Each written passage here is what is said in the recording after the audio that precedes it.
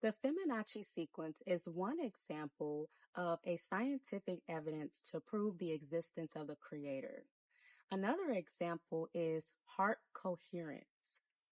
This is how the creator is able to express itself through living human beings, through our hearts.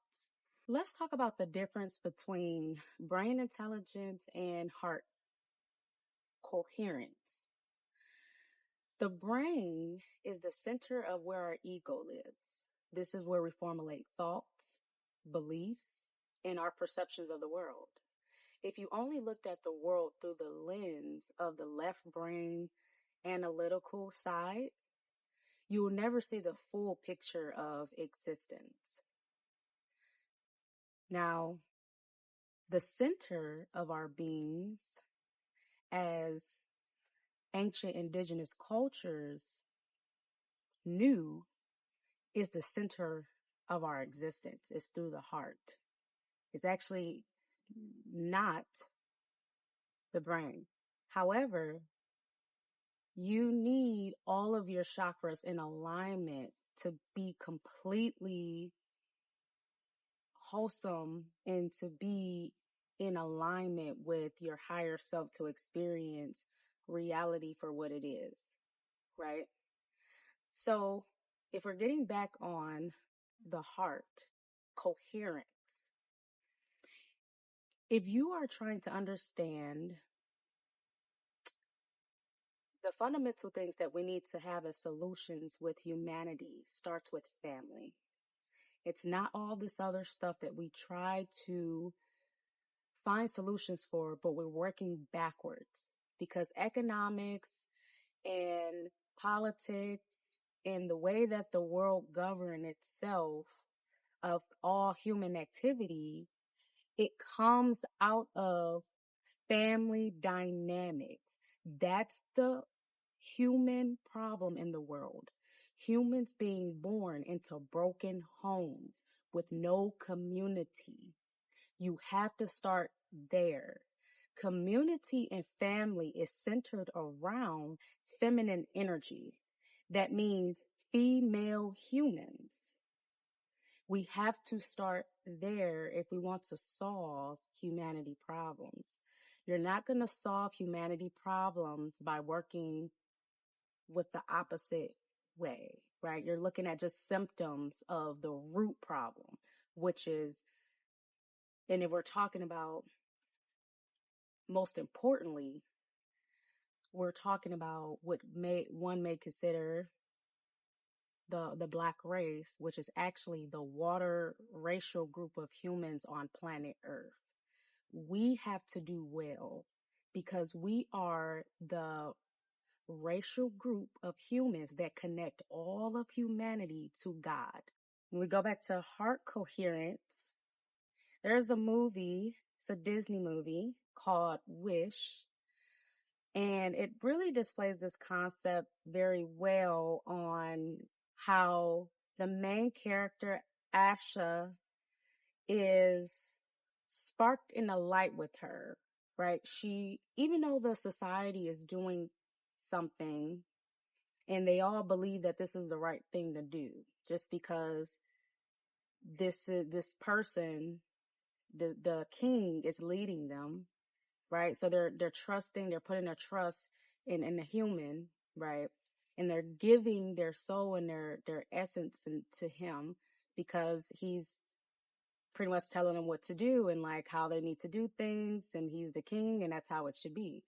But Asha knows that something is wrong with this because she feel it in her heart. And when you look at it play out, the concept talks about the stars.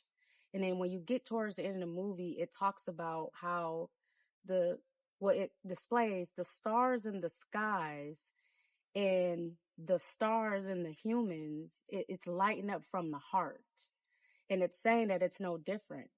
And so she was able to spark the light in all the humans, and they were able to collectively work together to restore back peace and their true essence of being a human into this society because they followed their heart.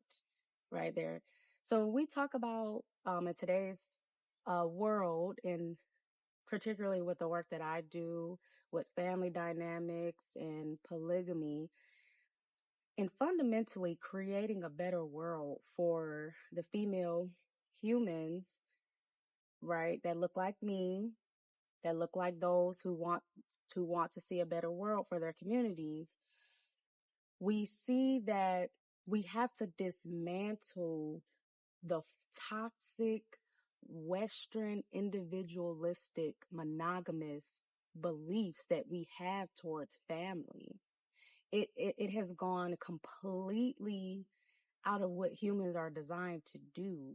We belong to the Most High. We don't belong to our mates, right? So it's flawed when a woman tries to, if she gets this information, right, and someone's trying to explain to her, especially if she is a woman of melanin, this like melanin, right, a woman of indigenous culture, right, like, and someone is trying to explain to her, like, based on her DNA, like the family structures that is natural for her is polygamy, and she's going on Google trying to search what that is, right?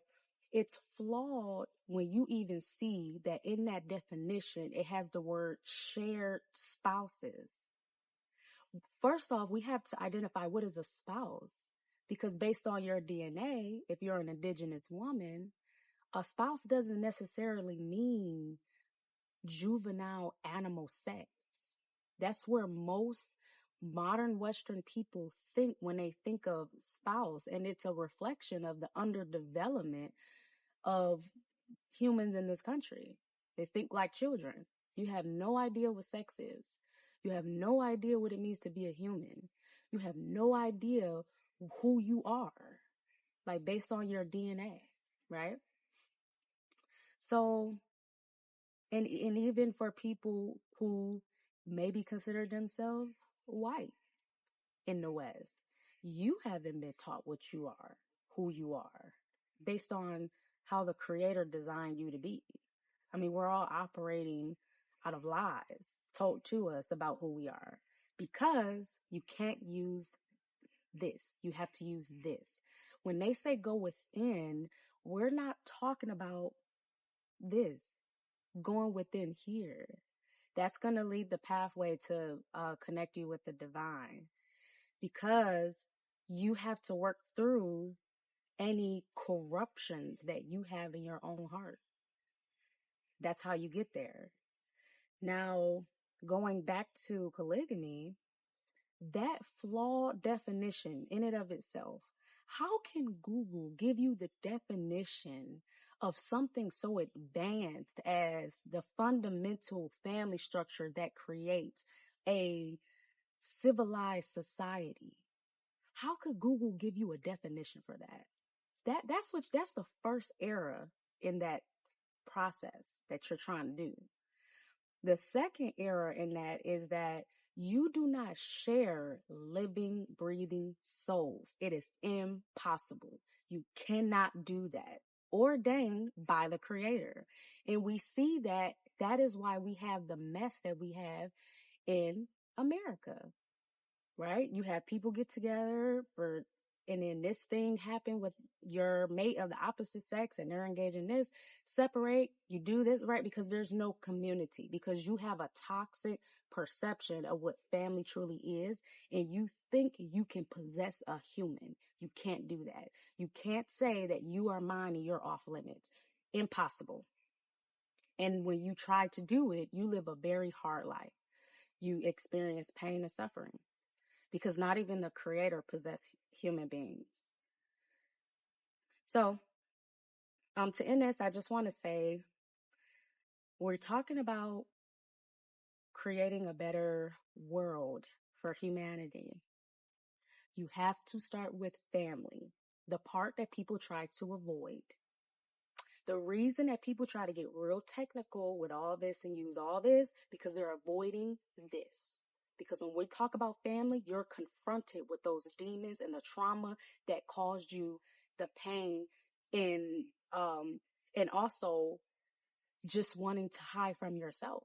right? Because it's not all like that, right? We all don't just have very messed up backgrounds, but I'm saying that you try to hide from the truth.